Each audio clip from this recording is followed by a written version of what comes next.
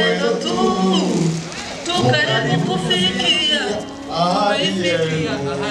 Asante sana, makofi mazuri kwa waimbaji wazuri.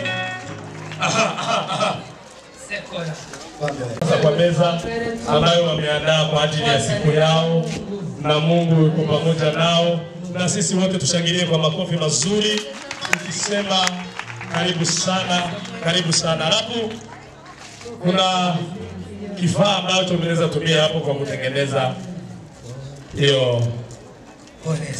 Yes, Petro anatawasaidia. Imani, tukusaidiana. Mosi hakuna mtu mmoja, but wawili waliogeuka mmoja. Na pole na wengine tukishangilia kwa makofi. Hivi ndivyo watakuwa wanasaidiana kwa nyumba yao, hata kwa jiko, hata wapi, mahali pote. Kazi zote zitakuwa za watu wawili. Asante sana, wapigie makofi na mkii. Ukiacha hapo wanawasaidia kwa kutengeneza. Msonge hapa. Kuna mlango hapa ambao umefungiwa. Makofi mazuri, makofi mazuri. Tukifungua nyumba. Asante sana. Aha. Pari de la soca.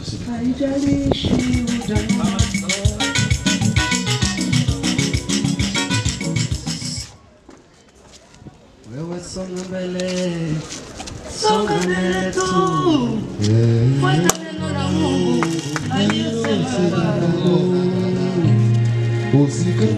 Usikate tamaa, kaza moyo tu, tukaribu kufikia ahadi yako. Tayari umefikia. Melango ya Sovari de la Sovari kabisa. Haijalishi waliyosema kwako, haijalishi mapito yako, usiangalie historia yako. Wewe songa mbele. Aha. Ningemuomba Imani ama Alex wasonge mbele kidogo. Songa mbele kidogo. Makofi mazuri. Kama una wivu utatusaidia kwa makofi. Kama una wivu usijali, Mungu atakukumbuka. Don't worry, siku yako itafika. Hey, ngaya ndo wawe mama. Bagabira bora bakirinyo tachana. Asante sana. Makofi mazuri. Alafu wale wadada wamsaidie. Aha. Piga zeze pale. Pole wengine tukisimama pale. Wewe nini unapiga mapicha? Songa kando. Tunaenda kwa hiyo liki.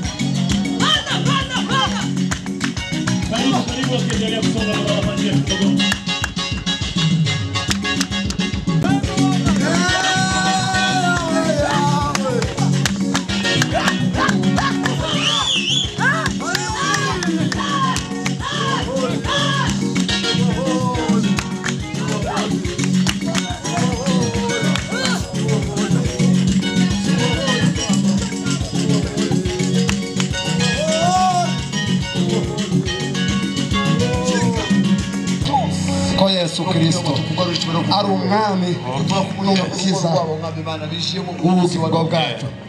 Iteka tuzavuga gukomera n'icubahiro cyawe iteka. Watubereye Imana, tugushimiye kuri uyu munsi. Tulikuwa tunatarajia na kutegemea na kungoja. Acha niombe waliotembea nao waketi. Asante sana. Wote waketi kabisa. Alafu niombe Alex na Faida. Mbele yenu kuna glasses. Kila mtu ana hiyo soda yake ama kinywaji kiko mbele yako. Ningewaomba kwa sababu wengine hawakuona vile mumekaribishana kwa nyumba yenu, mumeanza ama boma mmejenga leo. Ningewaomba Imani mpe karibu. Cheers gusa mugongesho muti ku buzima bwacu namwe, hanyuma tubaha amashi menshi. Barakoze cyane. Ntabwo ndi bwizimbe mu magambo kubera ko umwanya dufite ari mutoya kandi twakoze byinshi byiza. Tunaenda kwa mambo kama ni ya kimila au siwezi wafafanulia. Ni mambo ya kimila ambayo siwezi nikawaambia itafanyika hivi, itafanyika hivi, lakini itachukua muda mdogo sana, si mrefu. Vile ambavyo mtaelewa, wale wako karibu nao mtajaribu kuambia gisi inafanyika. Hanyuma rero ndaza gusaba umubyeyi Rugorora Franziza dutaramana tukanyurwa, nyemerereze fura ziraha zikeneye kumva icyo tubwira, kandi ijambo ry'ikaze rigirwa nawe mu rugo. Ngiye bicanye nge cyari iki cyo gufatanya n'aba basore urubyiruko rwiza ruvuye aha. Muraho neza, asina amahoro neza, ni amahoro, turakomeye, mwageze neza rwose. Abasaba reka sabe abana baje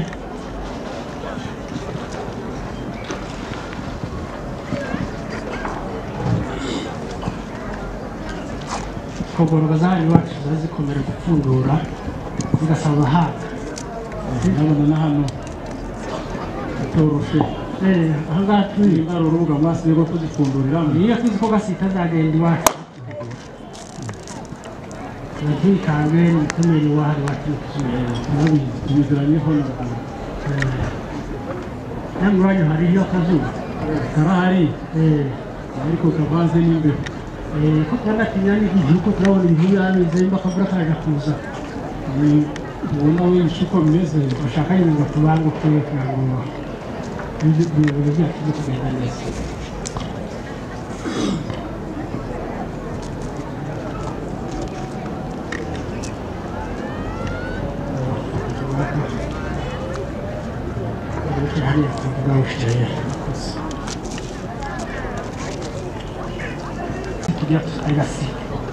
Turava turuka cyo kwa gasita ubungubu uzitumara inzara iyo dushonje, nubwo twaba tuzajije, nubwo twaba dufite ibindi byinshi, ariko n'uzi uduheza akameza imiryango.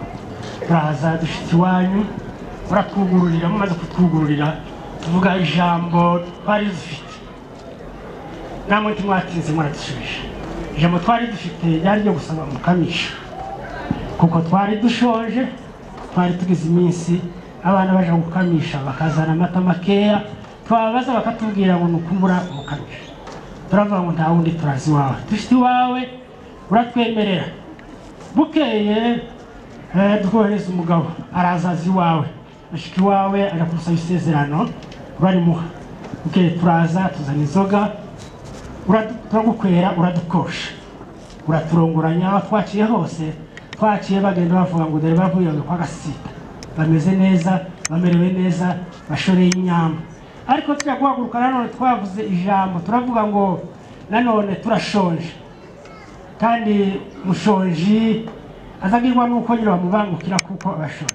Turavuga ati muzatuhekere kugira ngo natwe iyo nzara izashira. Muratwemerera muduhereza uyu munsi, tubabonye no munsi turanezerwa. Naho kurabona aha twateguye hameze neza, n'abaza bose baza babyina aha kwaro kugira ngo bakwakire. Kuri ubu ngubu icyo dutegereje ijambo rivi wawe, ni wowe dutegereje utubwira ijambo. Nubwo twaciye mu rusengero bagashingira, ariko nanone ijambo nyamukuru ni ryawe. Ni wowe gasita, ni wowe twaje dusaba, ni wowe twaje tugana. Uvuga ijambo abantu bose banezerwe, kandi bakomera amashi asigaye usabwa bakazara. Makofi mazuri umoja, tuvukana dusangira zose, dusaba n'amazi n'umuriro, tugasaba n'inka n'abageni. Utibukeye mwicaye muri kwa Rugorora murasonza, ariko musonza mwejeje, musonza inka zibyaye, ariko musonza umukamisha. Nshuti anje Rugorora, mumaze gutekereza icyo gitekerezo muravuga muti nta handi twaja, nta handi tumara inzara dufite nuko twoja kwa gasita. Ati kuko gasita ni inshuti yacu, niwe duhora dusabira, niwe duhora twirukira, igihe dushonje. Tibukeye ufata umugabo uramwohereza araza, ageze kwa Gasita baramugururira kuko n'ubundi rego kwa Gasita ryicara ryuguruye. Turamugururira azana inzoga yo kuvugira ijambo. Nyuma asubirayo, agezeyo nanone rongera mufata undi muganda umuhagaju. Araza ageze kwa Gasita baramwakira, Gaje arayishitsa aravuga ati ngiyo Gaju muzayicisha urubanza, muzayirinde imanga, ariko urubanza rwose muzaruyicisha. Hanyuma asubirayo, agezeyo urongera uragaruka kuko nanone wa muriro mwari ko musaba yanzara mwari mukifite, muza mushoreye inyana za Gaje n'abarumuna bayo, muza gukiranuka.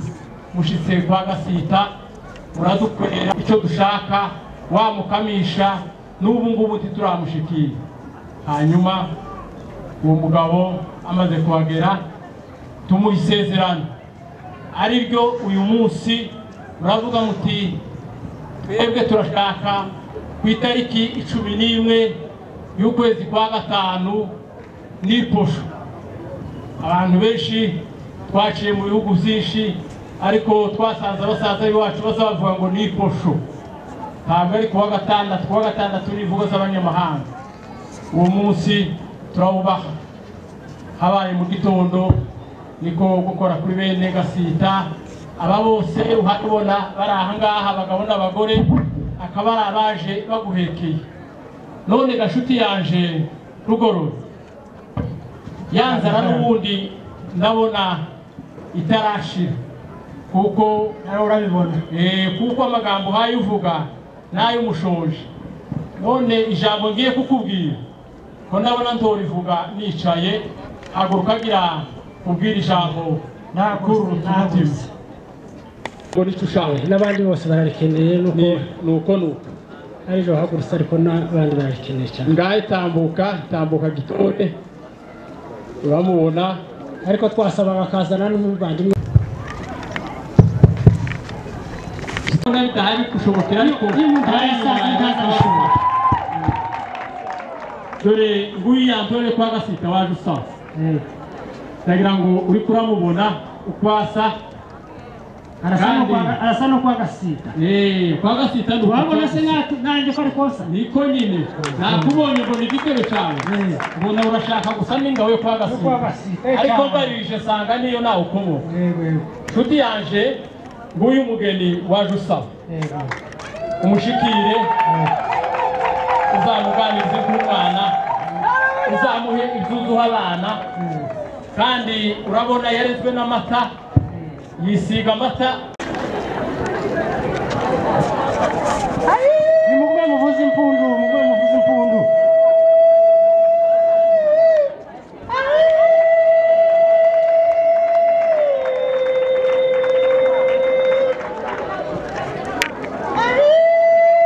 Nimuze murebe iyo ntore tugabiwe, ana amaboko yacu n'imbaraga zacu. Reka twumve nayo bako baramusaba abasaza.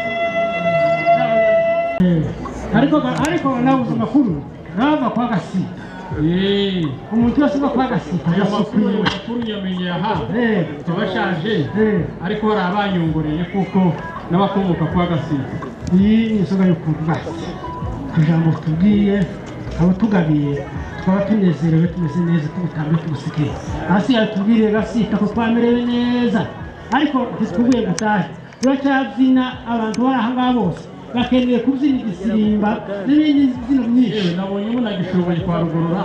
Baragishoboye cyane, tubonye ko beshyira abasore umuhogo kw'abandi nabo twumvishe ko bose mugishoboye, ahubwo natwe ni ukubira tukareba uko tuza kwitoza. Ko muratoza nabo kandi batoza, hasigaye somujare. Ariko narigize utarasubiyeyo, naringiye kwisabira ijambo rimwe. Hari ntacyo usaba ngo kikime. Hari ijambo nashaka kukubwira, rivuge nimba unyemereye, gira kubwira ijambo ryanjye. Vuga nta mpamvu, twebwe usabye ijambo tuzanire inzoga, gira mvugireho ijambo, mbagira nicare.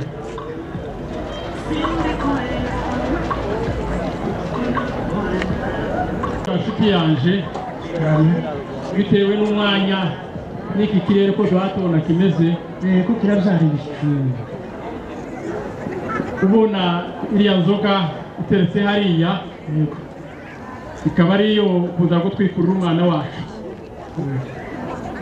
urabona ubushize twaherukanye nyine tubahekeye nyuma dusubiye inyuma tubona kuko tutagomba kwicara mu rugo tutaje kureba aho umwana yubatse none ga uyu munsi n'iyi nzoga uhabona iteretse hariya ikaba ariyo gutwikurura umwana mugende umukure mu gakinga aje kwahira icarire mumutume mu ngeregeri usibye kuko ubu nyine twe kwa Gasita tugeze ku iterambere ubu ko turakoresha gusa za computer ivy'ingeregeri turasa nkaho tumaze kubisiga ahasigaye inshuti yanje iyo nzoga ubundi iteretse hariya ikaba yaje ishoreye imitwa hariho ibishambagara z'amafu hariho ingongoro z'amata hariho amavuta hariho ndetse n'imyenda n'andi mavuta ya kijambere hakabaho n'amashiga ya kijambere none gashuti yanje rugorora uyu munsi tukaba dutwikuriye umwana mugende mumureke aje mu mirimo abafashe abazanire utwarire twinyana akore n'indi mirimo yose hirya abana bo kwa rugorora hayako asigaye inshuti yanje isanzwe muzaza akabyara turapfundure tumwe dusangire twese amashimeshi kabyara dutanze n'ijambo tubwiye bivuze ngo nyuma tumaze kubagabira dusubiye imuhira twatekereje kujya kureba aho umwana yagiye cyangwa inzu yubatsemo uravuga ngo ntituyakubwira tuzagenda amaboko gusa tuzajana imitwa kandi iyo mitwa irimo ibintu byinshi ko ndabona kuko ibiva kwa rugorora titwabibara ngo tubimenye ni byinshi nanese biriya ni bikeya izo dutegereze ni byinshi ariko bavuga ngo mwazanye imitwa irimo n'imyambaro y'umwana irimo n'amavuta irimo n'ibyo kurya kuri ubwo ngubwo icyo bituma tuvuze ngo ibyo dutegereje twebwe twavutse iwanyu umwana uvutse kwa se taza hari ibiva kwa se ni byinshi icyo dutegereje gusa nuko wowe uzatuzirikana nk'umubyeyi asigaye gusa ngo byarwa akabyara makofi mazuri kwa wazazi wetu ningeomba tuongezee makofi mazuri tukishangilia na nikiomba watoto wetu wainuke kidogo wakuja hapa mbele pamoja na yo ugali yes ndagira ngo munyemerere muze muzanire bari abageni gusa muzanire abageni ndaza gusaba ya Alex akimpokea Faida kwa hiyo chakula ambayo wameandaa for the first time kwa asante sana Faida nawe bakumpere urebere uko Imana umugenza Imana ubona ari ngombwa gukomeza kumwagira nta rubanza amategeko abihana uko huru mubaze mureba nariko murimo murahana mudasa bayihindukira umurebe alafu muangalilie kitu kama cha thamani kile kiugali kiko nguvu leo wanasemaga kwa Kiswahili ya Kongo tonge ya kabambi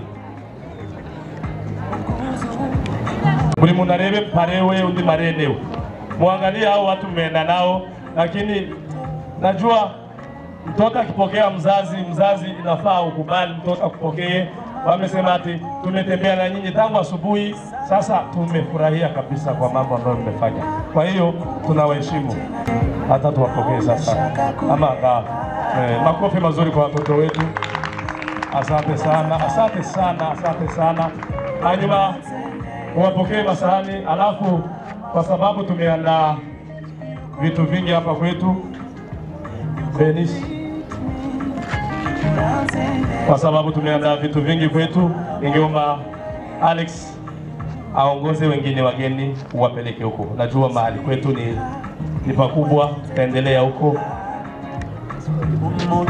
alafu wale wametembea nao huko nyuma na nyinyi mkuje twende pamoja alafu nasema hivi yes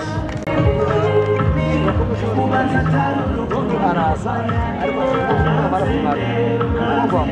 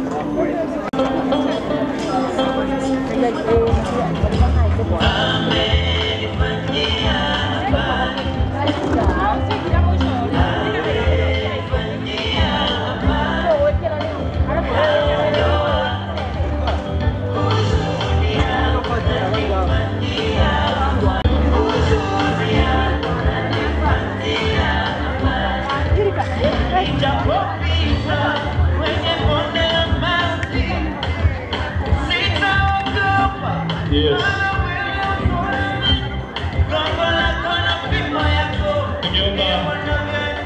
Thank you, Dej.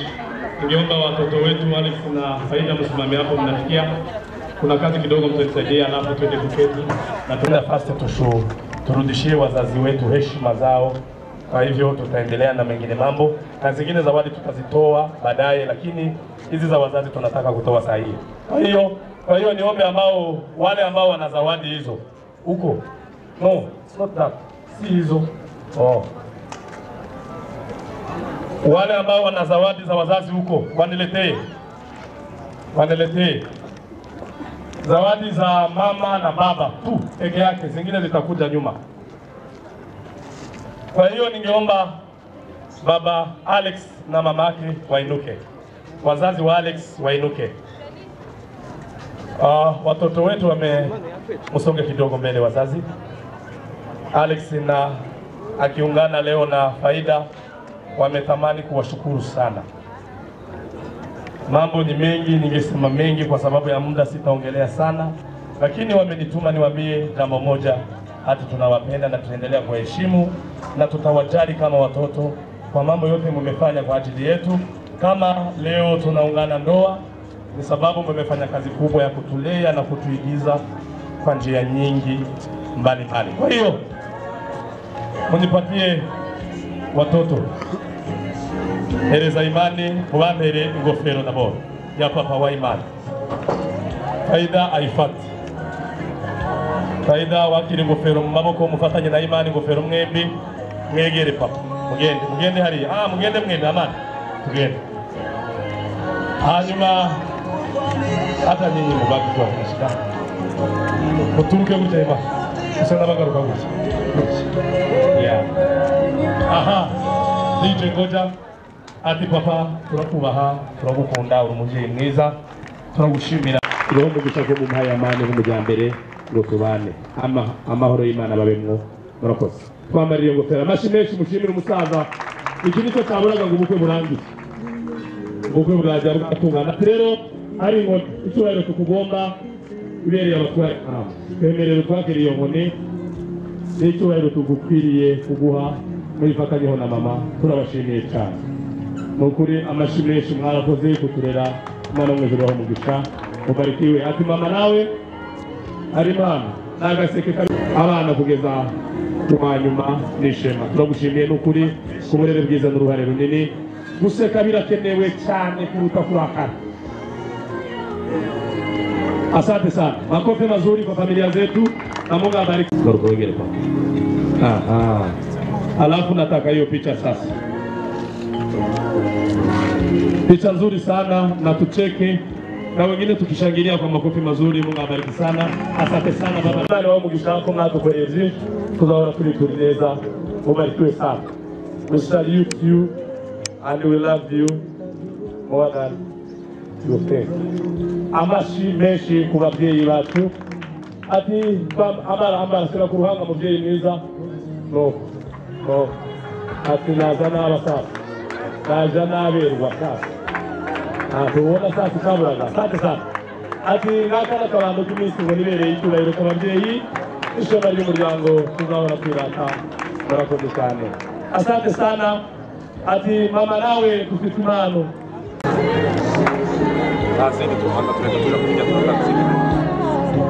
asante sana Faida, songa hapa kwa mama, Imani wabaki hapo, alafu tuchukue picha moja nzuri sana na tukicheka na wengine tukishangilia kwa makofi mazuri, kwa sababu Mungu ametenda kazi nzuri na leo tunasherehekea na tunashangilia. Asante sana. Naomba sasa tuendelee kwa nafasi zetu, na tuendelee. Alafu naomba wazazi wetu ambao wanakaa hapo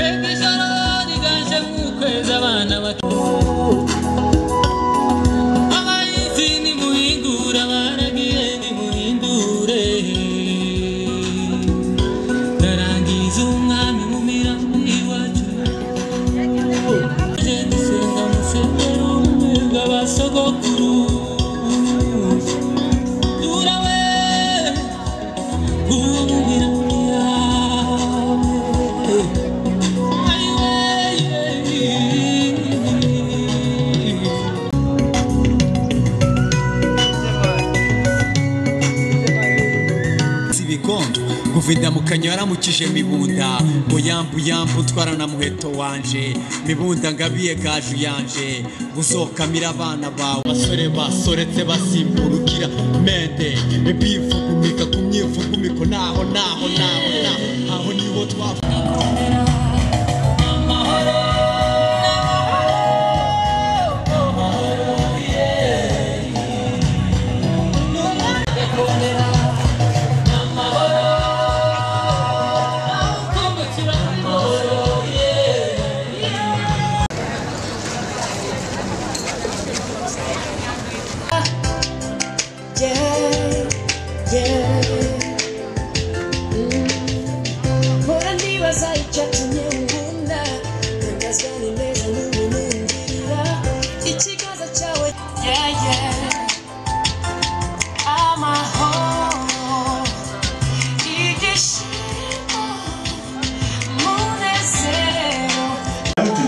Gavi ariko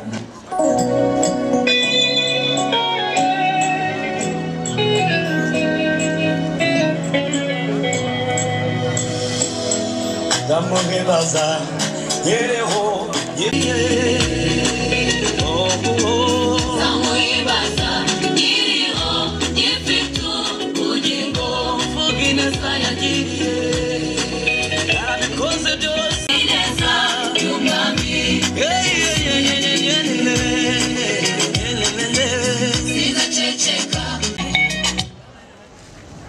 Asante sana DJ.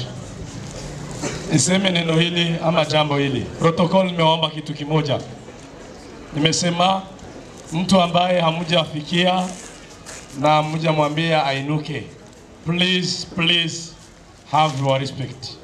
Baki mahali penye huko paka protocol wakufikie. Protocol namwe mumfashe nyabuna.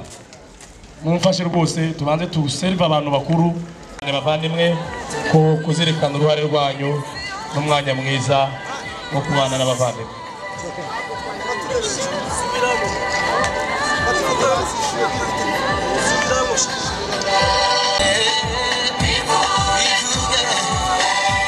Uhindukire urebe umugabo wawe.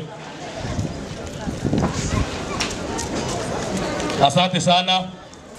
Ametamani kumshukuru mume wake. Anasema ati asante kwa kunichagua. Baadhi ya wasichana wengi wako Nairobi umetamani kuwa na mimi. Kwa hiyo nashukuru sana, nasema asante kwa kunipenda. Mungu akubariki. Thank you so much my husband. Alafu second time tutashukuru Metron, ama kwa lugha ya kwetu tunasema Gamaren. Ndio mazangu itabuti. Si Metron ninyi siko nayo je. Best what? Best lady. Mom, mtoto wako amatamani kukushukuru mbele ya watu wengi. Amesema umefanya kazi nzuri na kazi ngumu, na hatuna mengi ya kusema ila tu natoa shukrani. Asante sana. Mfatanye, tunashukuru sana best lady. Mungu akubariki mama, na uendelee kuwa karibu nasi na kututunza na kutushauri tungali watoto wako. Mungu akubariki. Hanyuma rero ndaza gusaba nubundi bavuze ngo turashimira mukecuru mama Imani. Faida yavuze ngo reka gushimira. Ngwino mama. Uri inshuti. Uri umujama. Warenze kuba mabuku umujama. Wabaye byinshi ndovuga hano ila tunasema asante kwa yote ambayo umetenda mama. Na ninakushukuru sana. Asante sana kwa siku nzuri na kuwa tuko hapa ni kwa ajili yako. Tunasema asante mama. Mungu akubariki. Makofi mazuri kwa mama. Tunashukuru sana. Hanyuma rero tunataka kushukuru familia ya Ngomezi. Fabrice, upite mbele. Familia ya Ngomezi wapite mbele. Mama Ngomezi na watoto mpite mbele. Faida ametamani kuwashukuru ati maneno yako rohoni mwangu ni mengi, lakini yote siwezi nikayaongea au niyatamke kwa sababu ni mengi sana. Ila tunatoa shukrani, nasema muendelee kubarikiwa na watoto wenu na familia nzima. Mungu awabariki sana. Asante sana kwa yote mmefanya kwa ajili yetu. Mungu awabariki sana. Mufati foto ya mukobwa hari nawe. Asante sana. Shimira kandi abashimira ni benshi kandi bose bafite byinshi bavuze kuri nge abasha kuvuga, ila tu maneno ni machache. Nasema tu Mungu aendelee kuwabariki na ninatoa shukrani sana sana sana kwa yale mmetenda kwa ajili yangu. Kwa hivyo nimuite brother Solid apite mbele. Familia ya Solid apite mbele. Faida amewashukuru sana.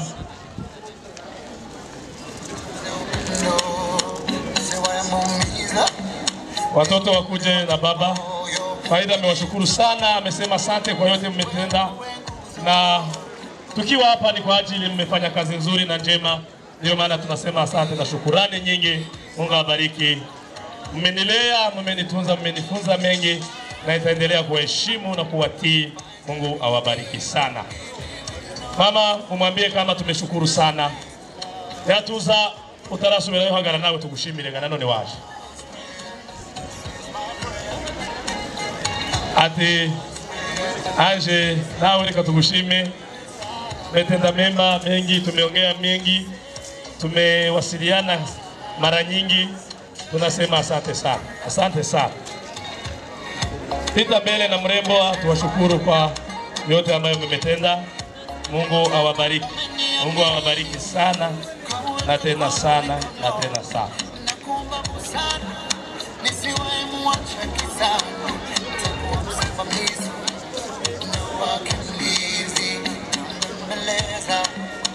Asante sana.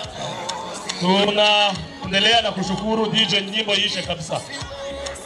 Nyimbo mtoe kabisa. Toa nyimbo kabisa.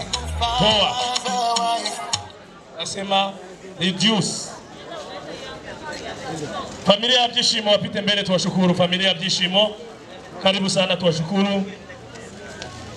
Sijui mama yuko hapa ama ana shughuli za mtoto huko. Nguyo anakuja. Subiria mama afike. Tunawashukuru sana, mmetenda mema. Mmekuwa karibu nasi. Mmetuongelesha vizuri. Kwa hiyo tunaendelea kuwashukuru na kuwaheshimu. Mungu awabariki sana sana sana na tena sana. Makofi mazuri tukiendelea kushukuru. Alafu tuna zawadi ya wakubwa wa faida ama Bakurube Sisters. Nasaba Solid ari hafi. Utubwire Solid aze tumutume. Baravuze ngo tumudatengwa atuma mukuru. Solid natwegere hano. Solid ngwino. Umwana yavuze ngo utumudatengwa atuma mukuru. Aravuga ngo niwe uzashitse impano. Yavuze ngo impano yayiteguriye Bakurube. Wewe uzagenda vuba uzabatubwirire ngo yarabashimiye. Bafaida. Ati uambie ati amewashukuru sana kwa shauri na maonyo ya kila siku na Mungu awabariki sana. Tuhamagare familia Mahirwe.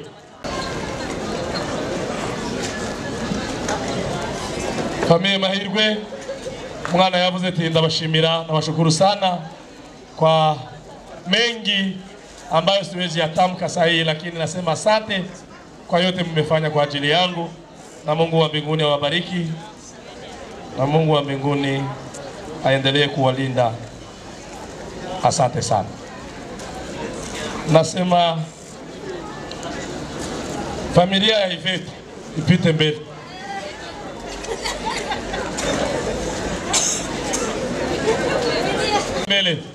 Kwa sababu yeye ni familia yake peke yake, ndio maana tunasema familia ya Yvette tunakushukuru sana kwa hiyo tumetenda. Umekuwa mshauri mzuri na Mungu akubariki sana. Asante sana kwa hayo. Na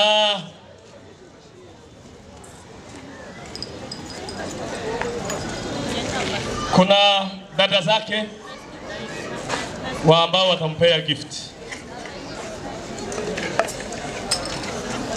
Aha.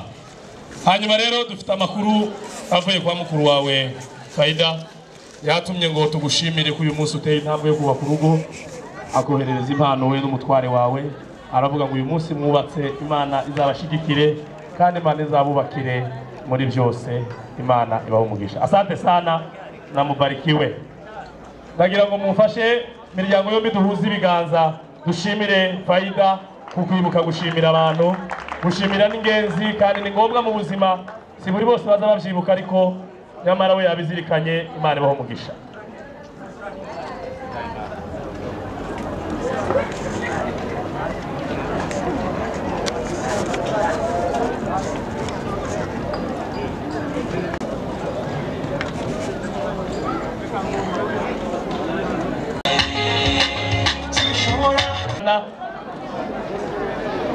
Asante sana. Kwa sababu Faida ameshukuru na Alex naye ana wengi atashukuru, kwa hiyo na toa gift. Sabe abantu bicaye hari inyuma mutwihanganire mureke gusakuza nyaburi. Litsinda riri hano turabashakira aho tumwica. Imana bafashe mwihangane tumusakuza.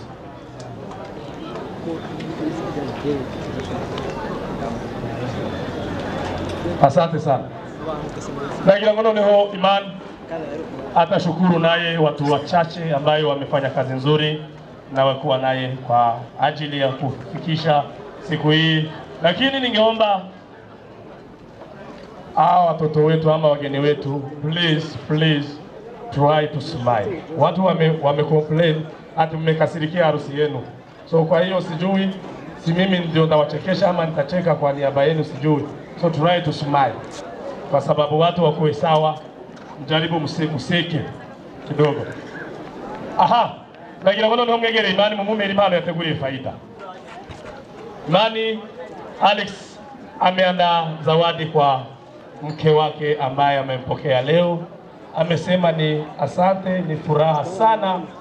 We photograph Magi, asante sana, museke mumwenyure, muraberewe, musetse, murasa neza rwose, birababereye. Mungu abariki sana, ati naguhisemo mu benshi kandi taendelea kukupenda na kukutii na kuwa karibu na wewe. Mungu akubariki. Aha, kuna wengine? Ngoja niite familia ya Kunguta. Pite mbele.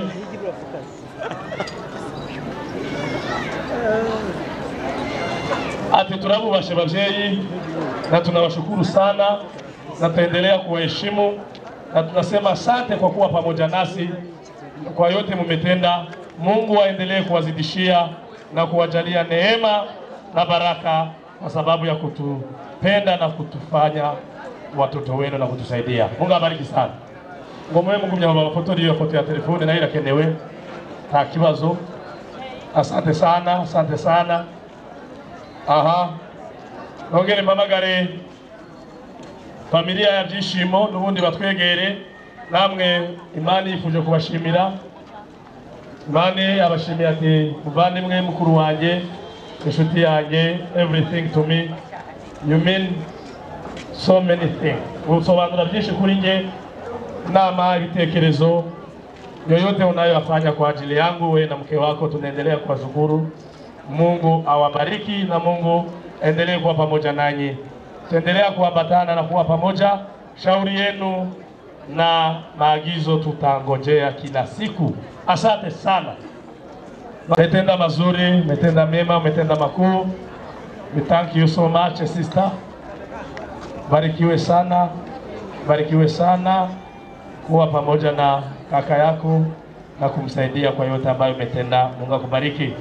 Familia ya Mahirwe akuje. Mahirwe, familia ya Mahirwe.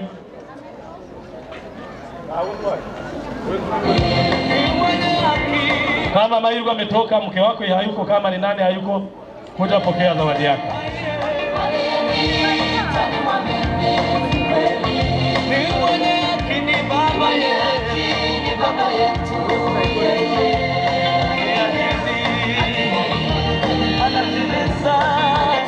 Yes, asante sana, mbarikiwe.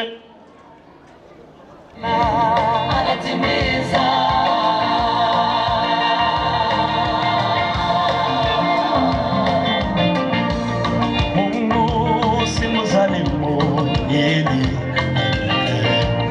wala si mwanadamu ili aseme uongo, wala si mwanadamu ili aseme uongo.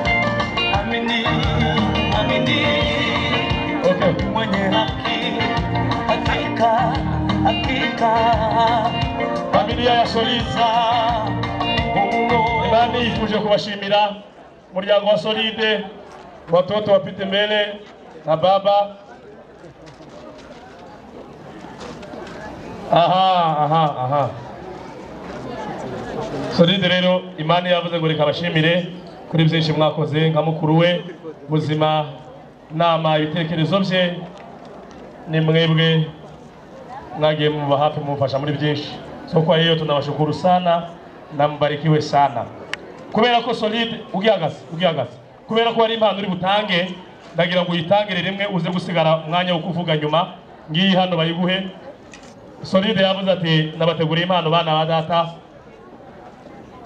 barumuna banje, uyu munsi muteye intambwe, ndabashimiye.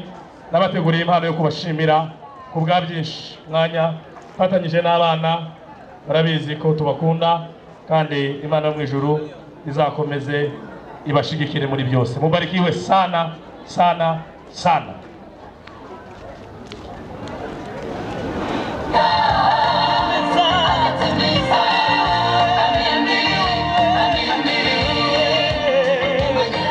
Mwanya w'amagambo nduragera ariko batanga impano. Byishimo muryango wa Byishimo nuzana impano wateguriye muri munawe. Byishimo familia ya Byishimo kuna zawadi wameandaa kwa ajili ya brother yake. Byishimo na madame mutambuke nyaboneka mutange impano tugire vuba. Asante sana. Kuna hiyo ni zawadi ya kuwashukuru na kuwahimiza.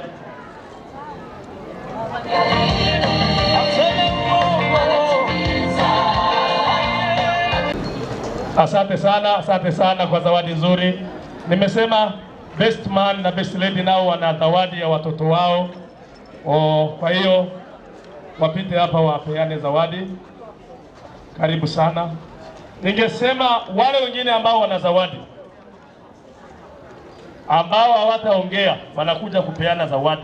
Just kupeana zawadi.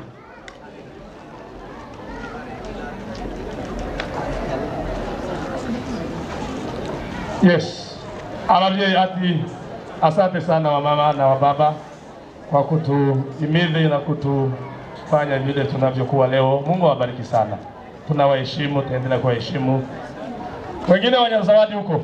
Sisters, karibu kwa zawadi yenu hapa. Karibu watu ambao wanafanya kazi pamoja na Faida ama wa kiongozi wake kwa kazi. Karibu sana. We respect you. We honor you. Tunataka mpite mbele mpeane zawadi yenu. Kabisa tunasema asante kwa kutuunga mkono na kuwa pamoja nasi kwa siku hii. Na tunasema asante sana. Abana abakorana na Faida. We thank you so much.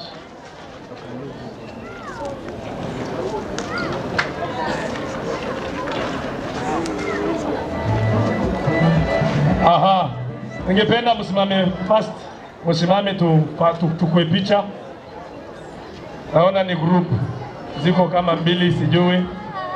Lakini wamoja wapitie wasonge pale mahali yuko kijana Alex. Brother.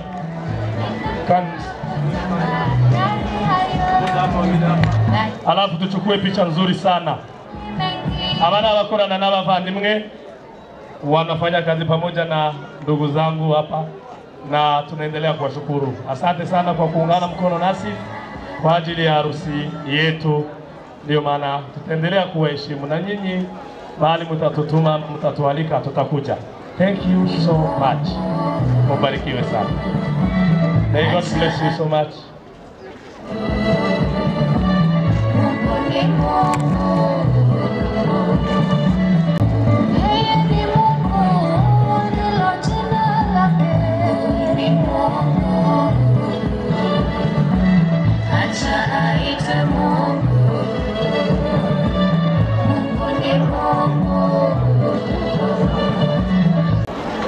Pige picha kabisa.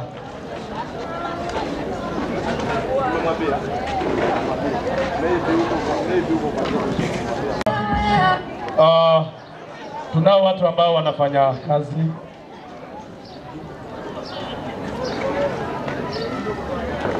Hii ni worship team ya Alex. Kwaya, asante sana. Ni waimbaji wanafanya kazi pamoja na Alex. Nao wametamani kumpea zawadi. Tusimame pembeni hivi. Tuangalie gisi watu tuchukue picha nzuri hapo. Yes. Asante sana, mmefanya mzuri. Tuna watu ambao wanafanya kazi ya jioni na wengine wao wana shughuli mbalimbali.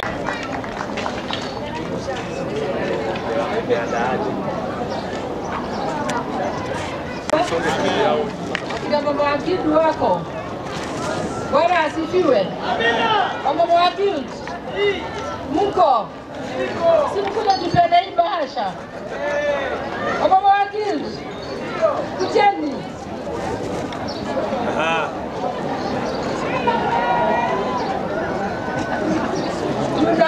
Tunasherehekea ushindi wa Bwana. Jina la Yesu liko imara.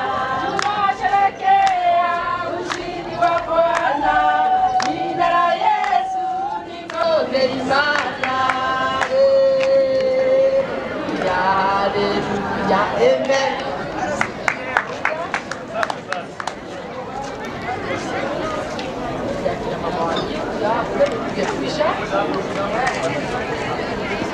Asante sana wa mama wa Jude. Mungu awabariki sana.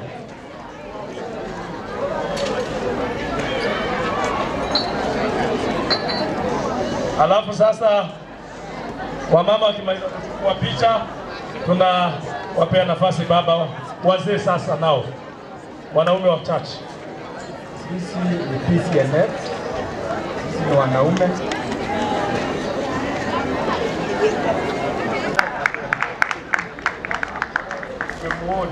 Hii bwana yako. Amen, amen. Mumuone kabisa na muendelee kumuona. Na kumuonya pia. Asante sana, asante sana. Kama nilivyosema, hariho muvyeyi nyirarume wa Faida ushaka kugenda. Yavuze ngo arashaka kugenda, avuze ijambo rya nyirarume nazi. Ndabyishimira cyane. Ijambo ryanjye ndashimira kwa Gasita kuko mwareze umwana mukaba mwaneze ikibukwe Imana yo mu ijuru baho. Kabashimiye nase wa Imani imanyana yanjye mukazana we mukuru no umukobwa wanjye n'umudamu we avi iwacu ni mushinga none namuhaye undi mwana Imana yo mu ijuru ubwo umugisha. Hari impano twamugeneye n'aba banyina babo bari aha ngaha, abandi ba nyirarume sindabafatisha kugira ngo ariko tuzagera mu rugo wiwe, ariko narangije kuko yageze mu rugo azakumvira abana baye mu bukwe bwiwe. Bishimiye Imana yo mu ijuru ihabwe cyubahiro. Barakoze nibatanga impano rero. Beteri kwaya wifite impano. Beteri kwaya bamwe ngo bafite impano. Kandi impano ya hano ntizahise kugirwa. Ni impano gusa. Asante. Mumupeza watu. Na wapige picha photograph. Ni yuri ya muvyeyi gandije hano. Muturuka. Mwegerane gawa.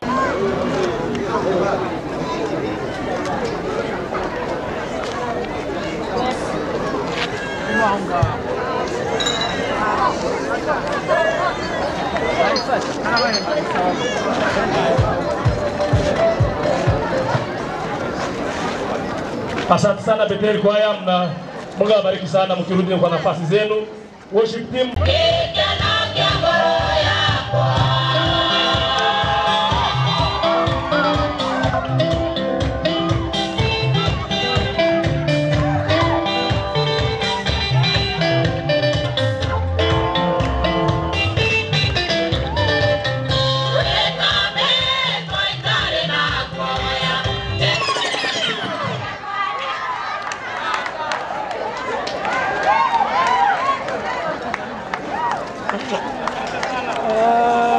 Mmoja wetu Alex, tunashukuru Mungu kwa siku ya leo kwa sababu tunasherehekea ushindi wake.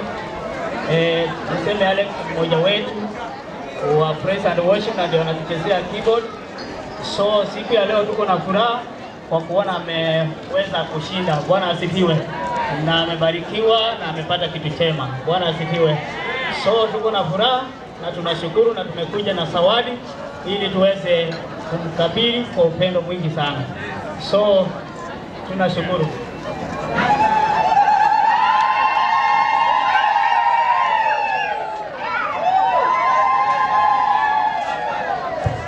Asante sana, asante sana. Picha haijaisha. Okay. Asante sana picha, asante sana picha.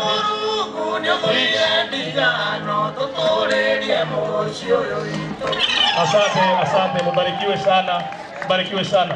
Wachungaji wa Harvest, Jesus Great Harvest, wachungaji wa Jesus Great Harvest wasonge mbele kidogo. Na kabla ya wachungaji na hizo familia ya Gasita ijiandae wapite hapa watupatie watu wachache ambao watashukuru. Imefanyika hapa ni sababu yake, kwa hiyo tunawazawadi kwa ajili yake.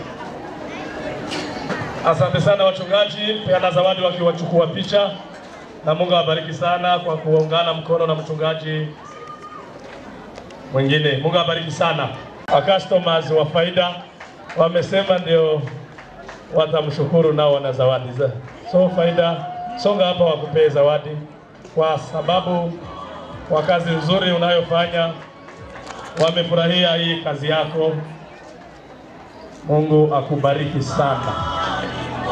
Ujipange vizuri, tuchukue picha sasa. Hanyuma barimo bafotora ifoto mpamagara umuryango wa Gasita bakebeza mwateguye bari buserukira abandi Gasita bose dutambuke hano.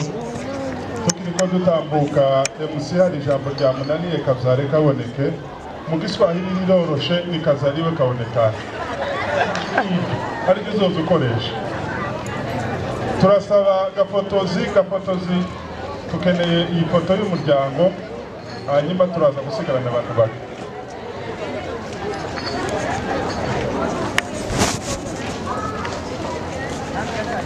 Mwihute abantu bakicicaye.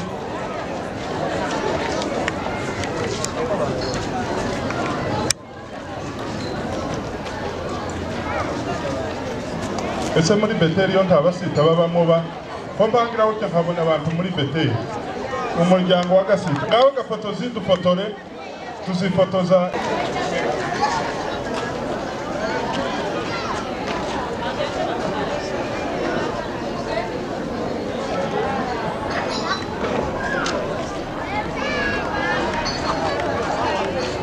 Arakoze cyane. Hanyuma ekaze gusaba musubire mu byicaro byanyu mu byubahiro byanyu, hasigare muzehe n'amahirwe na Mututsi na Nyankumi kuva imuhira, abandi bicaye. Hanyuma rero baduhaye MC ya Gipureti yaduhereza iminota, turashaka kubahiriza igihe waduhaye cyangwa dukororoke.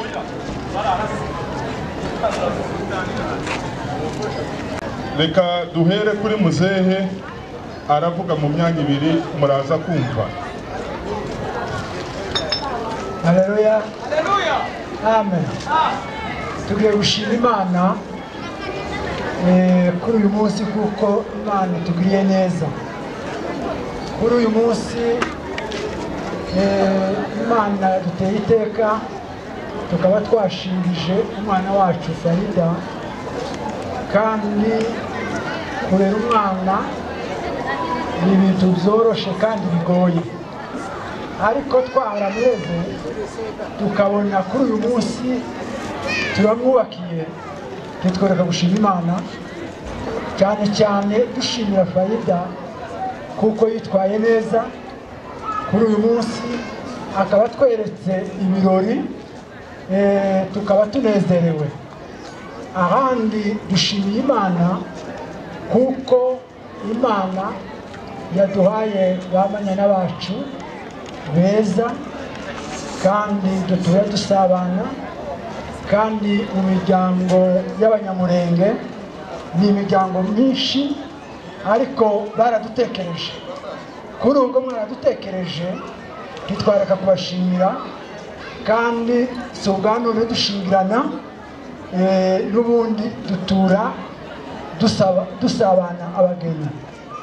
Mu kurangiza dusubira kuvuga uyu mwana yari umwishwa wacu, uriya ni mushiki wacu, ni mushiki wacu dukunda cyane kandi nawe udukunda, kandi n'umuryango wiwe ukadukunda.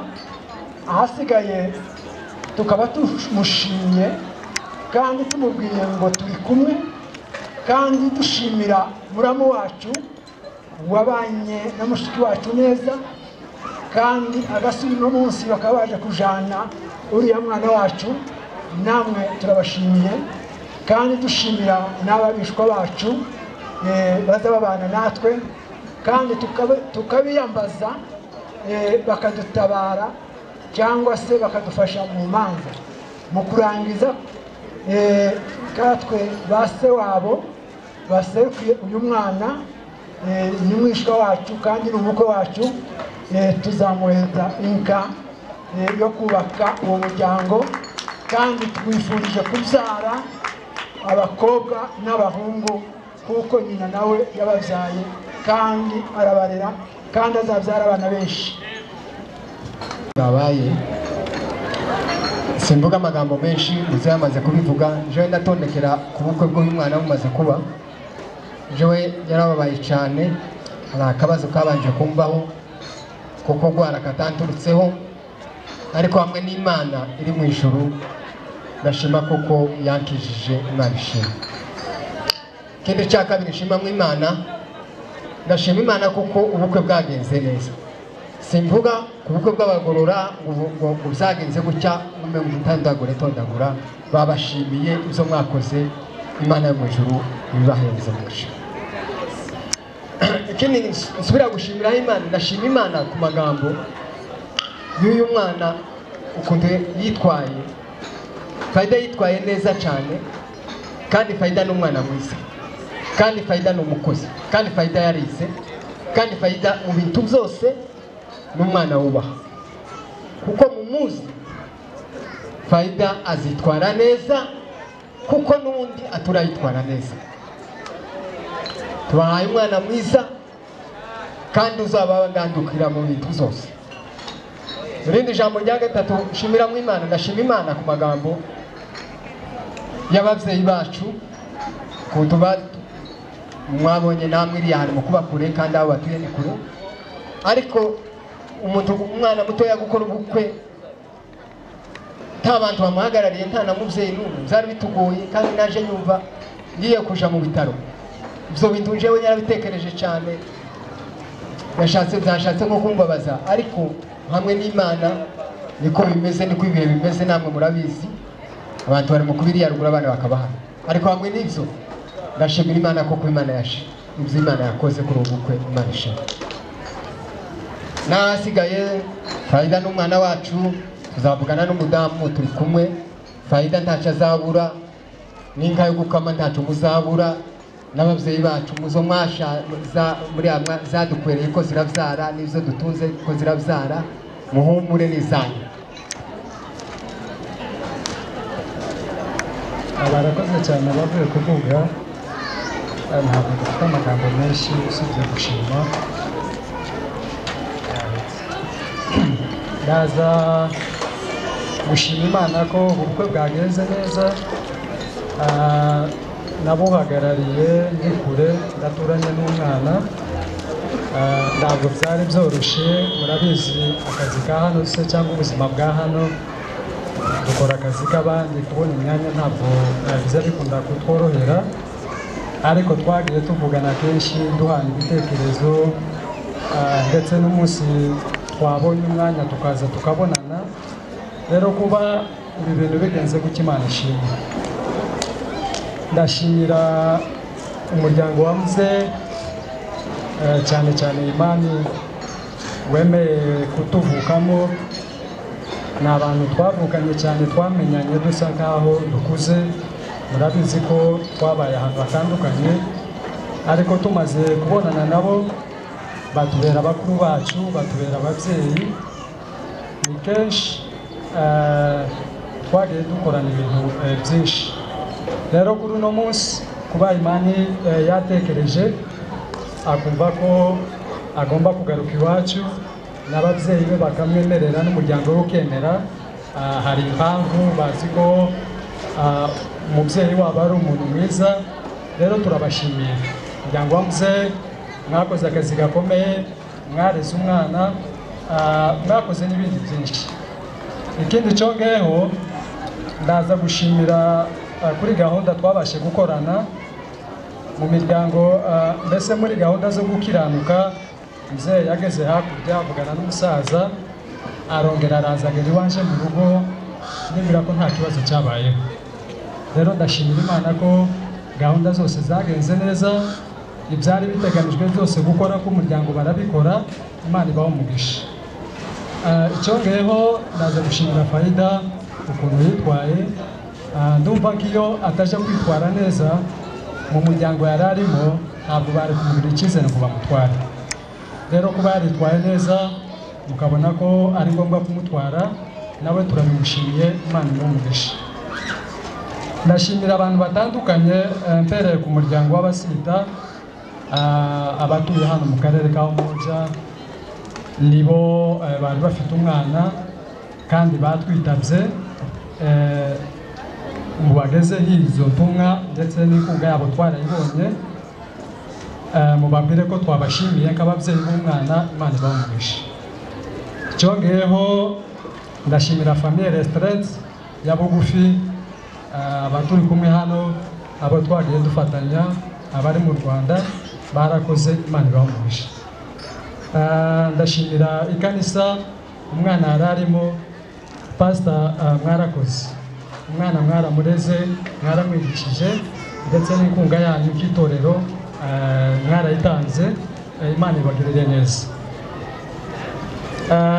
Ndashimira kandi famille ya Komezi niwe wabaye bugufi naje nari ndi kure ariko niwe wagendaga mpeza report tukavugana uko bukeye n'uko bwije kugira ngo tubashe gutunganyiriza Faida Imana y'umugisha.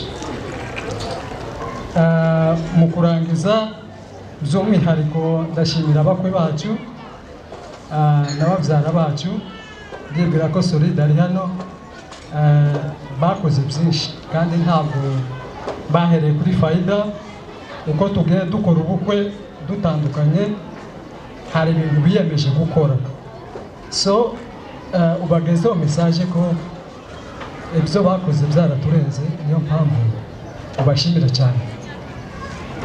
Murakoze Faida nk'uko babivuze twavuganye na mzee ejo ndibwira ko mzee hano yabivuze tuzabashigikira mu buryo bwose bushoboka. Ndibwira ko turi kumwe k'ababyeyi banyu inama muzadukeneraho n'ibintu byose Imana ibahumurishe.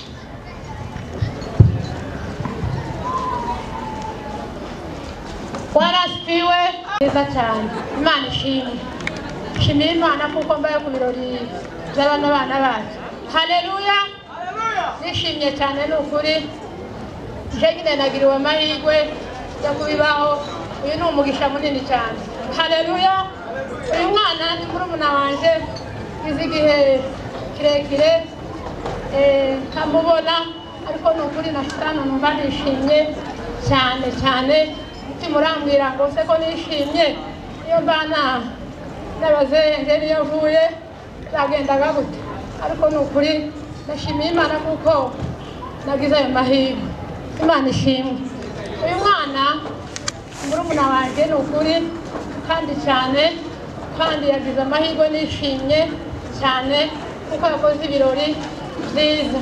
Imana ishimwe kandi tukaba twabonye n'umukwe kuko ubu nyine arahenze cyane kandi nishimye bambwiye kuko ari abagorora naje nibombamwo n'abantu bazabarera abadamu neza cyane nta kibazo ko turiyumva. Ubundi kandi shimiye bano basaza banje n'abarumuna banje basita bose mbese ko mwakoze igikorwa Imana ibambera umugisha. Arakoze cyane. Reka dusabe Nyirasenge uhagarariye ba Nyirasenge ni nawe usigaye turakoresha umwanya baduhaye niyihute. Yesu ashimye. Twese no gushima Imana kuko Imana yatubashije twese abangana gutya tukaba twaje mu birori by'umwana wacu. Rero dushimiye Imana kuko yabikoze. Tukaba dushimiye Faida kuba yaritwaye neza.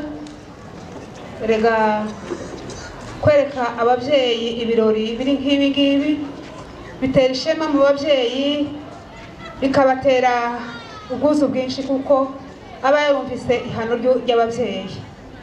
Rero kaba Nyirasenge twamuteguriye impano yo kugira ngo tumugaragarize kuko turi kumwe dutegurira na Mushenge ahaguruke dufite impano yiwe.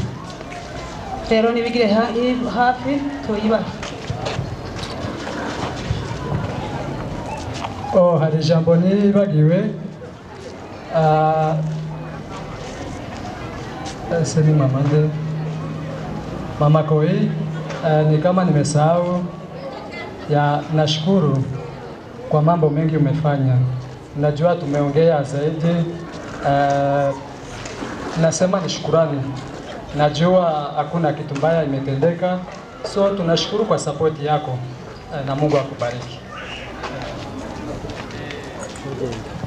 Barakoze cyane. Turarangije nanje sinobura iryo mvuga n'umunota umwe. Jewe no gushimira abantu bose ayandi yose bayavuze bakuru be bagume batambuka batanga impano kuko nta wundi mwanya. Ndashimira abantu bose mpereye ku muryango wacu mugari wa Gasita, mwarakoze Imana ibaha umugisha. Ndashimira abo dusangiye umuhana, mwaradutwerereye, Imana ibaha umugisha. Ndashimira itorero byatugezeho, twarafatikanyije, Imana ibaha umugisha. Ndashimira n'abagabo dusengana nabo batugezeho, rwose byaranshimishije. Abari hano, Imana ibaha umugisha. Hanyuma rero ndongera nshimire umuryango wo kwa Rugorora, jewe ndi n'umwishwa wabo, kuba mwasubiye rero ko tugana, Imana ibaha umugisha. Dushimira na Imani byo yakoze byose hamwe na Faida, Imana ibaha umugisha. Na tena nitashukuru familia ya Mr. Karanja na Mrs. Karanja, mmekuwa watu wa maana kwetu kwa sababu mmetusaidia. Hata saa hii vile tulikuwa tunaongea Kiruga, ni kana kwamba nyinyi mmekuwa Wasita. Wasita ni familia moja ya Wanyamulenge.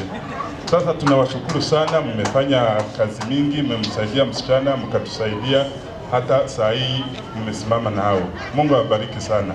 Hanyuma rero dufite impano ya familie yanje yatambuka tugatangira impano na n'impano ya banyirarume. Ihute mada. Komesi narangiza gutanga impano, batanga impano ya banyirarume, bite turangiza. Barakoze rwose. Photographe abafotoreje vuba izo mpano zitambuke. Youth, praise and worship youth, wameniambia wana zawadi ama gift wanataka kupeana. Kwa hiyo mpite mbele. Asante sana, asante sana. Okay. Hanyuma niturangiza na ruriya rubyiruko rwo ku rusengero, naza guhamagara abagize familie kwa Rugorora, uri butuyoborere gahunda ze, afate umwanya bake beza baserukira abandi impano nyinshi twazitanze. Ibindi youth, karibu.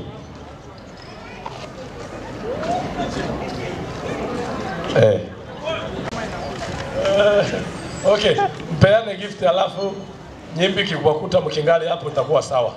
Na ikikuta mmeshatoka, sorry. For the next time.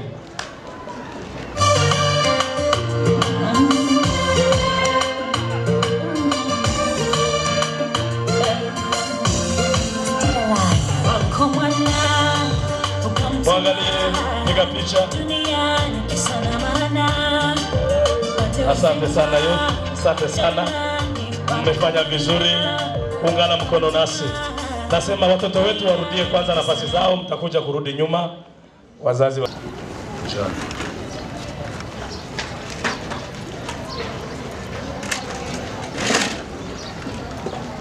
zaidi, na si watu wengi watatoa shukrani, lakini na hao wadogo ni lazima wachukue muda mfupi sana.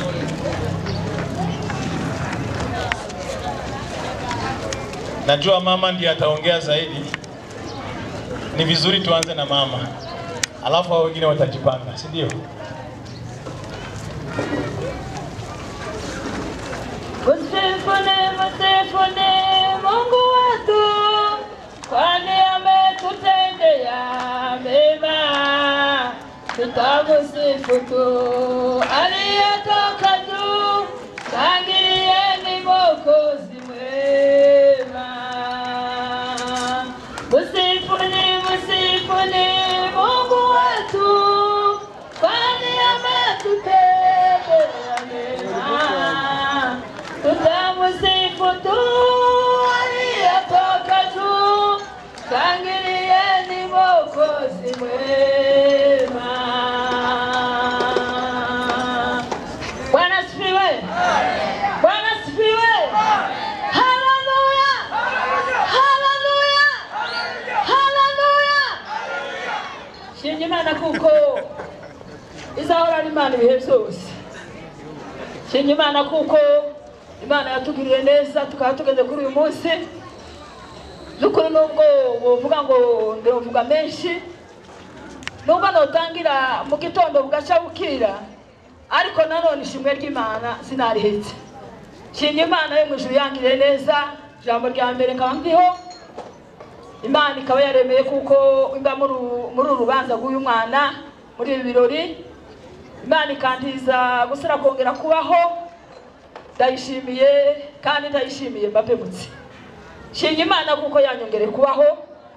Hari ikintu nahuye naco kindi kubitaho mbona ngeze kure cyane ariko data angirira neza. Ndayishimiye kuko yateguye kuko uyu munsi nkwiye kubaho. Ijambo rya kabiri, shimye Imana yo mu ijuru kubw'abana bacu Imana yagiriye neza.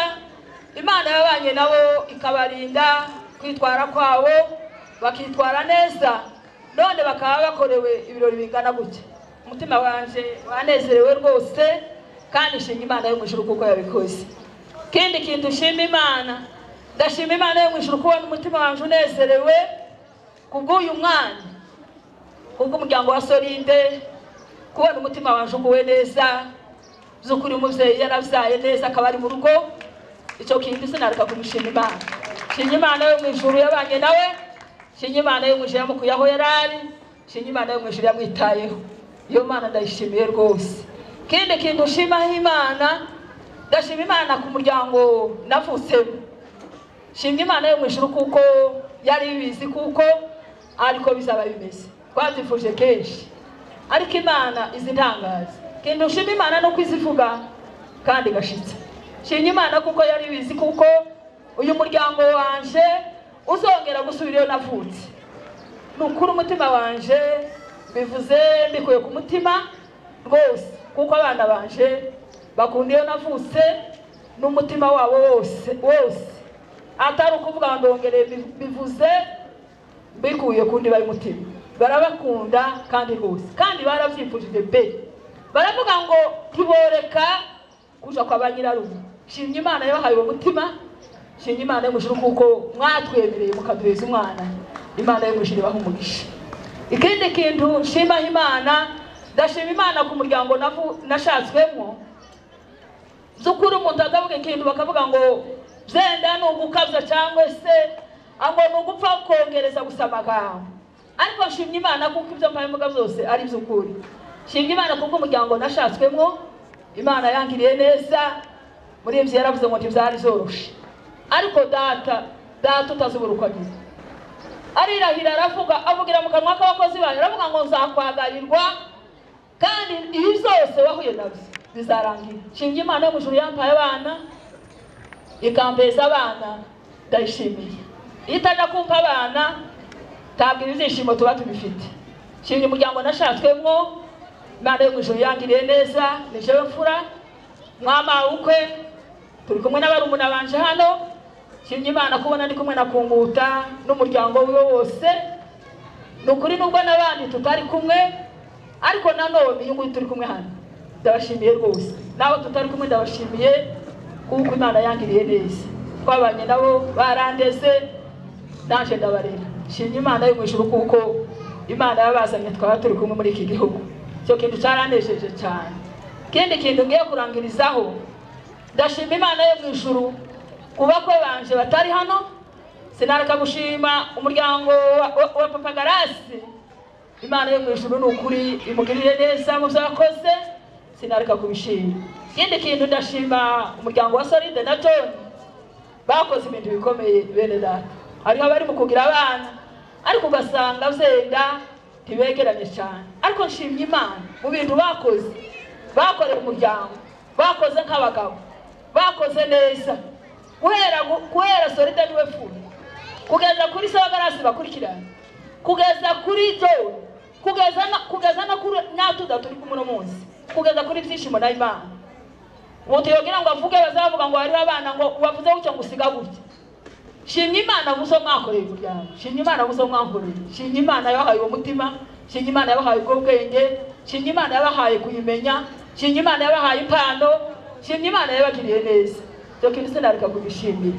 Cyangiye kurangirizaho shimye Imana yo mu ijuru kubona urubanza rwabaye rw'abana turi kumwe na nyina Nadine. Imitima yashinguwe neza. Ndamushimiye kubona yaraje akababaye muri urubanza sinareka gushimira. nshimye Imana ku bwa bene data bo muri iki gihugu. Ibyo kuri sinareka kubashimira izo bakoze byiza, bakoze byinshi.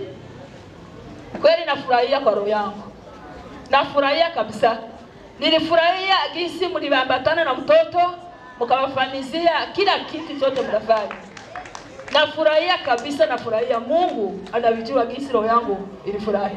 Mungu awaongezee baraka. Imana yo kushira umugisha, abarike kabisa.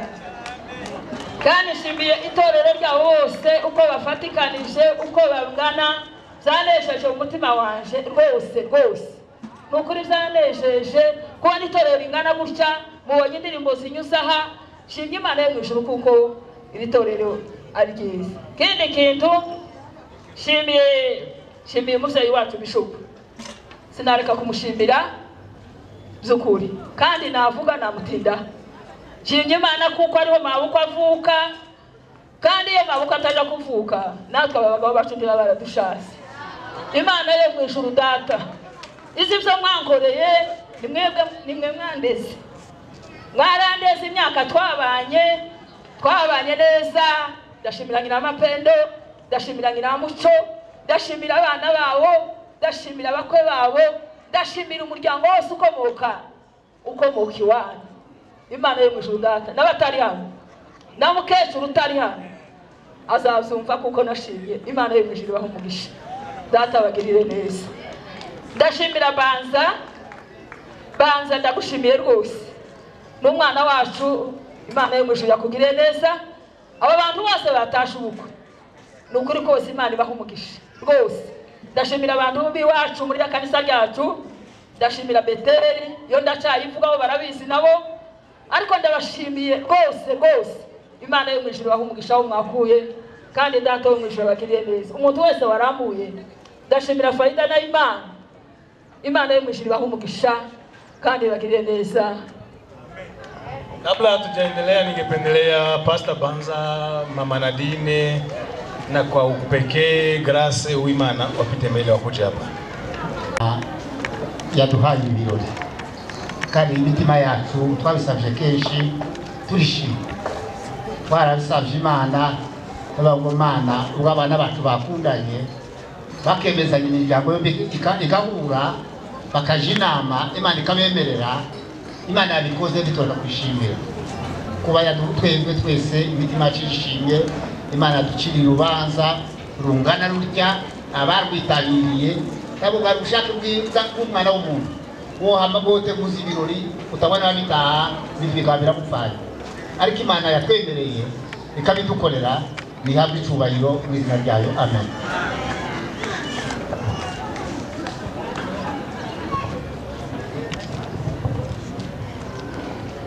Turashima Imana muri uno mwanya, dufite amagambo make tuvuga kuko umwanya wagiye. Ndashima Imana kuba tugeze muri iki gihugu. Muzehe n'umwana wacu, n'umwana wa Mushenge uvukana na papa. Kuri urwo ngubwo aba bose bari aha ngaha bakomoka muri Mushenge. Kugira ngo ibirori bigende neza, ibirori bibeho, ni sababu ya shangazi ambaye yeye amewazaa, na ndio maana siku ya leo tunafurahia. Haba nubwo mwobona ubwiza bagira n'ubwa shangazi, ubwiza bagira n'ubwa shangazi. Kuri urwo ngubwo tunajivunia. Tujya kurangiza, ageze muri iki gihugu amaze gushingira abana batatu. Twabaye mu birori byabo, twabaye mu birori bya Twetsabangondifonsi, twabaye mu birori bya Byishimo, twabaye mu birori bya Imana. Kandi abo bose umuryango wo kwa nyirarume uwase w'abo bana washize mu kuboko kugira ngo ibirori bikorwe neza. Kuri ubwo ngubwo namwe ba Muyomba turabashimiye, kuko mwagize neza, kuko mudukunda, kuko muzamuturakane mukatwibuka. Kwa hiyo Bwana awabariki sana, bazabyare, bazatunge, bazororoke nabo bazaze gusabwaho iyindi muto mu gihe cyabo kizashika. Imana ibagirire neza. Mbere y'uko mvuga ndasabye umwandiko yoza akamagarira iruhande wacu.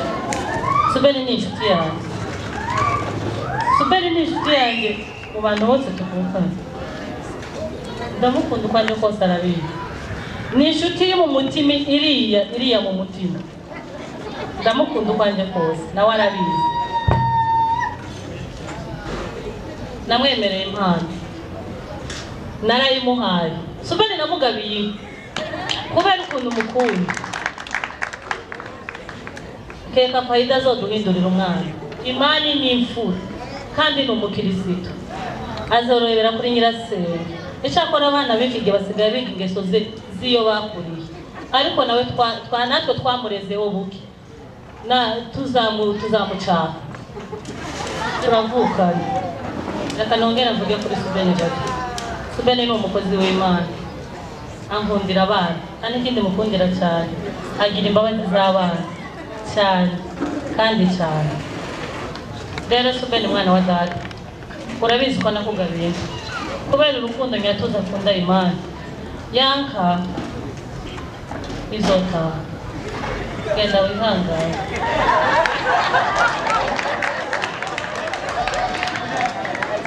Ati amepeana ngombe lakini hiyo ngombe ya familia itakuja.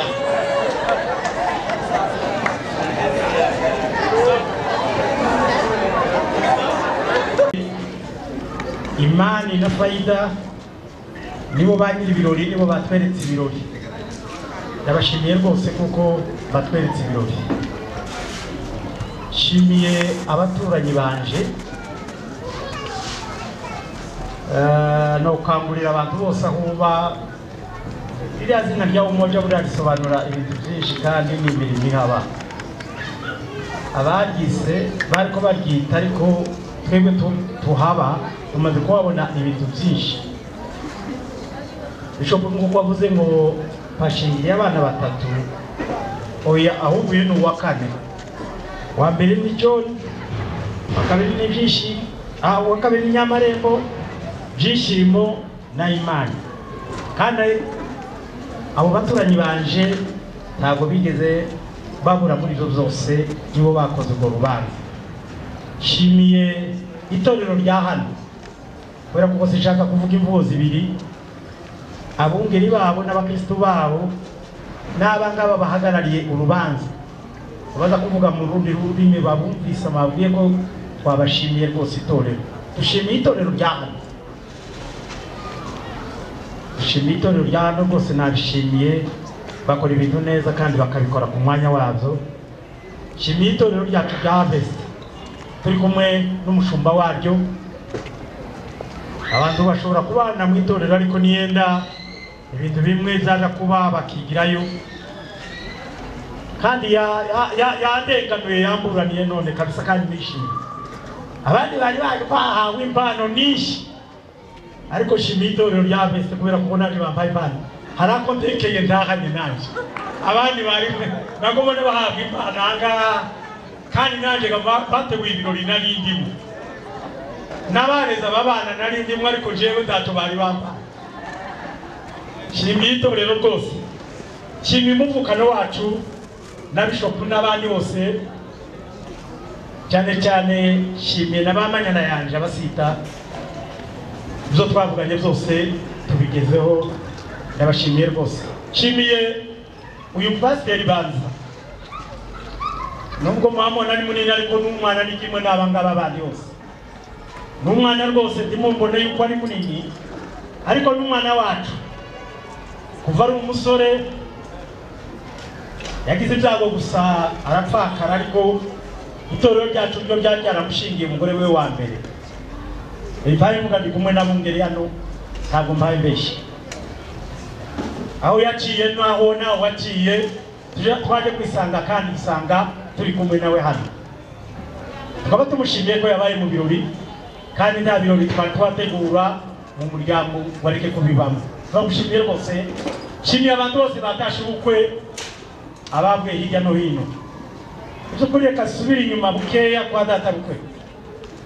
Ariko abantu benshi barimo baza bihenda, ushobora kubyara umwana w'umuhungu ukamwishimira akakunanira, ariko ushobora kubyara umwana w'umukobwa ukamushingira wa mukwe wawe akakugirira neza nyenda kuruta umuhungu wawe. Ndakeka kwa data bukwe jewe n'umwana wawe, kandi ndambivuga n'ubu ndabivuze. Iyo bavuze kwa Yohana bakishira imbere, aba bose bavuze yuko maze kuhakwa, maze kuhakwa niho bakuye aba bose abamwayi bona benshi. Kanisa la Hope, kanisa la PCA, kanisa la Worldwide ambayo yenye nafanyia kazi, kwa sababu kuna waimbaji wenye nimeona wamekuja hapa. Kusema ukweli, Mungu awabariki kwa sababu mmefanya kazi njema. Najua Mungu atawabariki sana. Na jambo la ine, nashukuru wa abaturanyi, neighbors wote, wakaaji wote wa Umoja wa Nairobi, kwa sababu wamekuja kwa sherehe ya ndugu yetu Imani. Kwa hiyo Mungu awabariki. Najua mmefanya kazi nyingi, mmejitoa, na hata sisi mkiwa na sherehe ama na shughuli zingine, na sisi tutajitoa pamoja na Mungu atatusaidia. Nikimalizia, na washukuru nyinyi yote sana sana. Binafsi nashukuru familia ya brother yetu Solid, kwa sababu yeye ni kama kiini ya familia.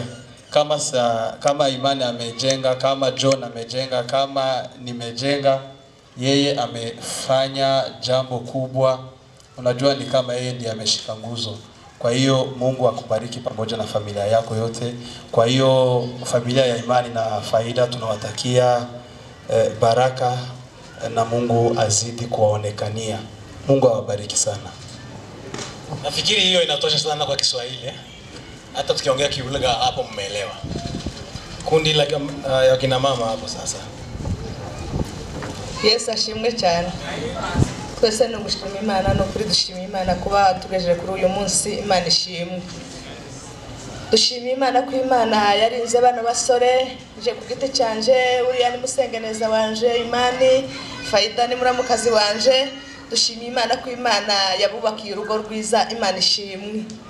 Ikindi abandi basenga harimo bashibawe, harimo abanyogosenge, ariko twifuje guha musaza wacu impano kuba yarareze neza akageza kuri uyu munsi. Nukuri niba twifuje guha impano, namwe turabakunda, turi kumwe, tuzabana, tuzabafasha muri byinshi, ariko twifuje guha umusaza wacu impano kubera ko yareze neza. Imana yo mu ijuru ibaho umugisha. Murakoze. Nafikiri hii gift okay, tunashukuru sana kwa gift hiyo kwa mzee.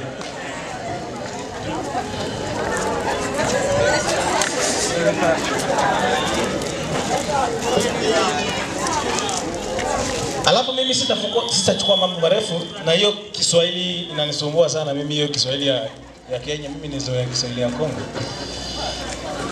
lakini nitajaribu tu kidogo. Mimi mke wangu alikuwa ni mgonjwa, lakini tunashukuru Mungu amepona. Ningependelea mpe Mungu makofi. Mungu ni mwema. Kuna kibeti kimoja kwa Kiluga wanaimba, Mungu anachukua mizigo yangu. Amba hafi ndetse buri munsi, andangeze ubuntu bwiwe, ajya nyikorerera imitwaro. Niwe data kandi niwe mana, uku kwajya nunga buri munsi, ajya ndamira muri ibyo byose. Buri munsi ajya mbimbaraga, iryo ni isezerano yampaye. Haleluya. Hiyo inatosha kwa shukrani yangu. Halafu mimi shukrani yangu nitaipitisha huko Harvest kesho, lakini leo nashukuru tu kwa familia ya Wasita sana. Tunawashukuru kwa kutupea msichana mrembo. bibi ya Alex. Na ninashukuru sana kwa familia yangu binafsi, umuryango mugari w'abagorora n'umuryango mu Kirambi kwa Serugabika, nawashukuru sana. Nashukuru zaidi kwa wale ambao tumekaa nao huko Kongo, mumuhana w'igasanga. Hao watu mimi kila mahali mimi nasema hao nawashukuru, sababu hao ndio wamenilea. Kama nimekuwa mtu mzima ni hao. Nawashukuru sana, wakisimamiwa na Bishop John. Bwana wabariki sana. Alafu kwa kumalizia zaidi nashukuru kwa church ya PCA ikisimamiwa na Mr. Karanja na Mrs. Karanja. Hao mimi nimewapenda sana. Mimi zawadi yangu nimeipeana kitambo, sina shida, lakini nitapeana na zingine. Wamekuwa waaminifu sana, wametusaidia sana. Hizo simuona huko vya agency ni matayarisho yao, ni plan zao, management zao, ideas zao, sisi. Sasa hao kwa kiupekee kibinafsi ningependelea muwape makofi. Just to recognize your effort, your contribution. We thank you so much. Tunawashukuru sana. Alafu kwa kumalizia, Alex tunamshukuru. Kawaida mnajua kama Faida ni msichana wangu, alikuwa nyumbani kwangu. Hata kama huyo Mama Odo ameongea mengi, lakini mimi najua tumemlea vizuri. Na kama Alex amempenda sababu amemwona nafaa. Alex nakushukuru sana, na Faida nakushukuru. Hata nimewapea ngombe, lakini nawaahidi nitawapea ngombe nyingine sababu nyinyi mmekuwa baraka kwangu. Bwana awape baraka. Asante. Makofi mazuri kwa wale wote wanatoka kushukuru. Asante sana kwa wote wanatoka kushukuru, na Mungu awabariki sana. Acha niseme jambo moja. Mungu wa imara aendelee kuwaimarisha nyinyi nyote, kwa sababu kwa kutoa muda wenu na nafasi hii kuketi pamoja nasi mpaka saa hii ni kazi isiyokuwa rahisi. Mmefanya vizuri, tunaendelea kuwashukuru. Yeyote asikie kama tunatoa shukurani. Kama familia ya Bagorora tunasema asante kwa kila yeyote ambaye ametuunga mkono kwa ajili ya harusi ya watoto wetu. Kwa hiyo ningependelea nimpatie mzee Gasita, alikuwa ameniambia anataka kuongea kidogo. Kwa hiyo mzee, jambo ni jambo.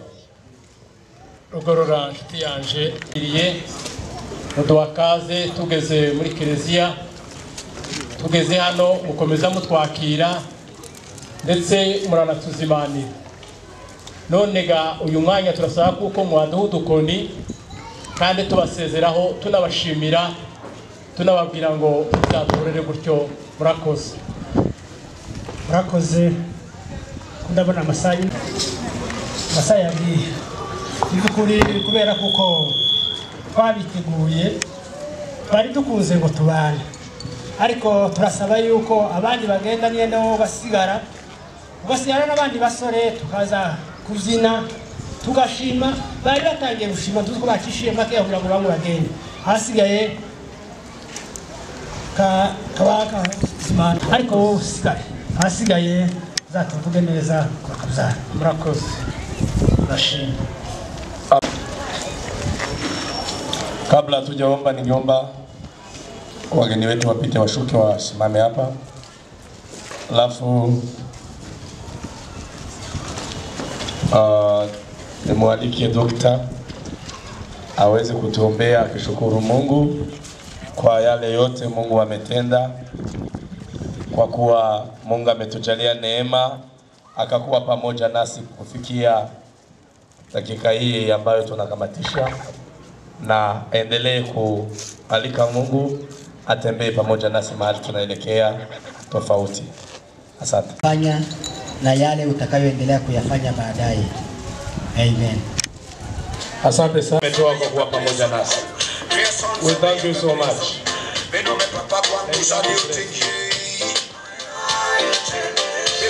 you so much. Twende, twende, twende, twende, twende. Barikiwe sana.